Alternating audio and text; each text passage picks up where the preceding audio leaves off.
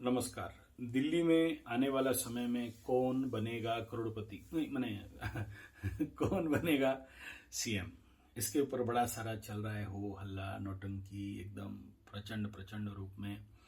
क्योंकि केजरीवाल का अगेंस्ट में लड़के जाट साहब जीत गए तो उनके लिए होगा। फिर वो कौन गाना बजाने वाला है, बहुत अच्छा गाना गाते हैं। तो पूर्व जो बिहार को खुश करना है, अगला इलेक्शन वहां पर आने वाला है, तो पूर्वांचल से किसी ना किसी को दिल्ली में राजनीति में खड़ा कर देना है। और सीएम के लिए ये संभावना है।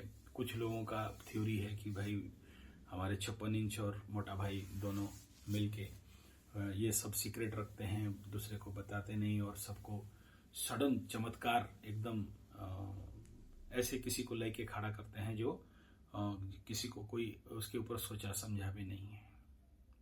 राजनीति का खेल है और राजनीति में हमें सबको पॉपेट चाहिए, क्योंकि जो मानता रहे, करता रहे, जी हजूरी करता रहे और पिट्ठू रहे, तो ये स्वाभाविक बात है। इसमें कोई बुरा बात है नहीं कह रहा हूं। जी आज्ञा करता रहे, एकदम जी सर बोलता रहे और जिंदगी में गद्दारी नहीं करे और मुंह में बोले नहीं और रिवॉल्यूशन नहीं करे, क्रांति नहीं करे, आज्ञा पालन करने वाला व्यक्ति जनरली देखा गया है। नहीं तो हमारे उड़ीसा में अभी देखिए दिग्गज नेता थे, तो ऐसा को खड़ा कर दिया गया कि अब क्या बताएं, बेचारा इंग्लिश भी सही से प्रोनाउंस नहीं कर, इंग्लिश प्रोनाउंसिएशन नहीं कर पाता है।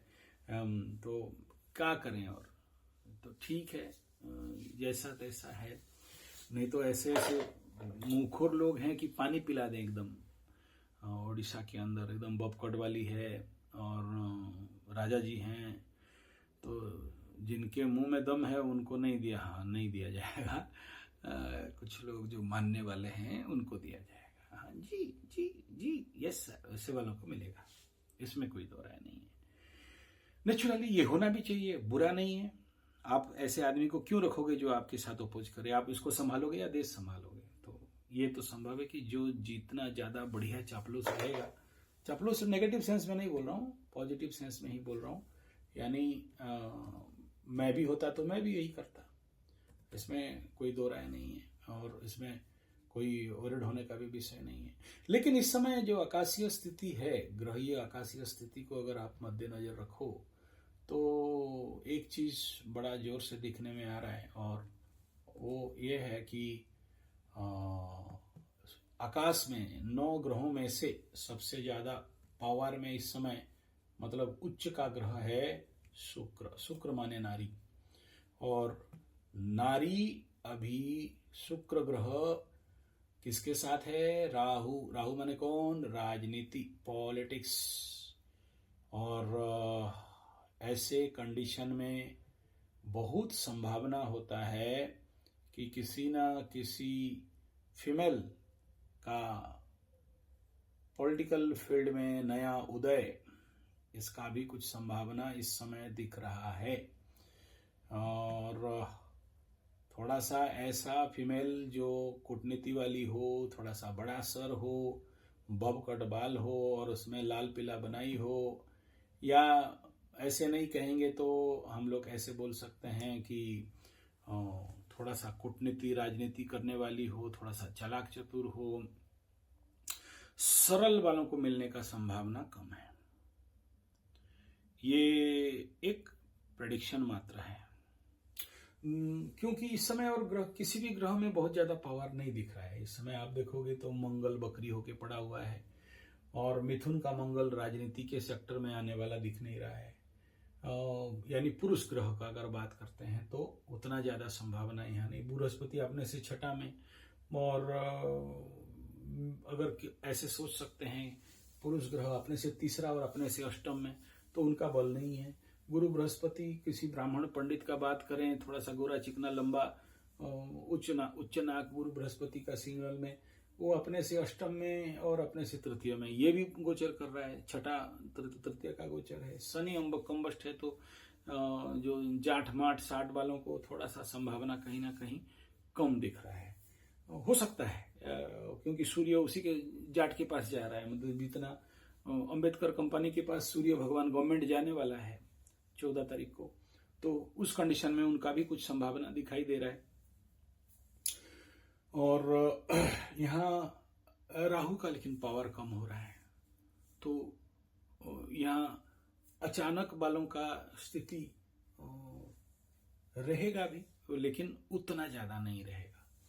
तो ये जो प्रश्न था कि कौन आ सकता है, तो इसके लिए मैं कहूंगा कि मैं 100% निकाल के बता दूंगा।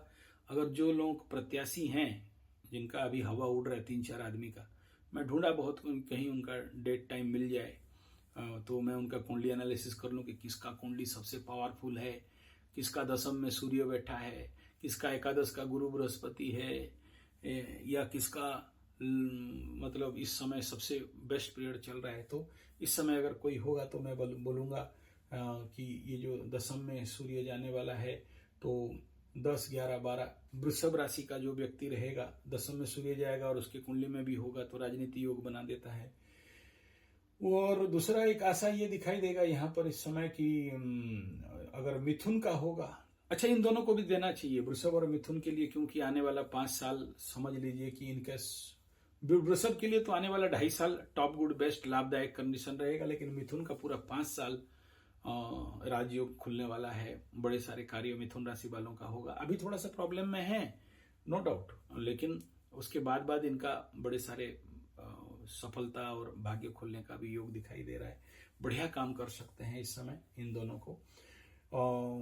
और अगर ये कंडीशन में और थोड़ा सा अगर निर्णय करें तो कोई सिंह राशि वाला ढैया लग जाएगा तो वो परेशान में आ जाएगा। इस समय राजनीति संभाल नहीं सकता, मेंटल लेवल पे बड़े सारे कार्मिक बाधा होंगे।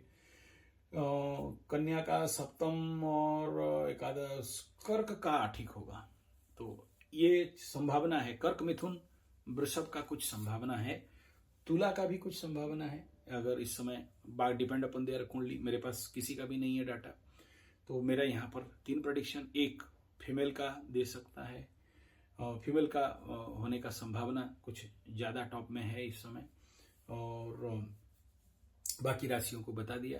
आप लोग चाहते हैं इसके ऊपर मुझे वीडियो बनाना है तो मेरे को, अगर आप लोग आपके जो भी प्रत्याशी हैं उनका अगर आपका कोई डेट जन्मांक मिल जाए, नीचे कमेंट में मेरे को भेज दीजिएगा, मैं निकाल के बता सकता हूं कि कौन होने वाला है। धन्यवाद, नमस्कार।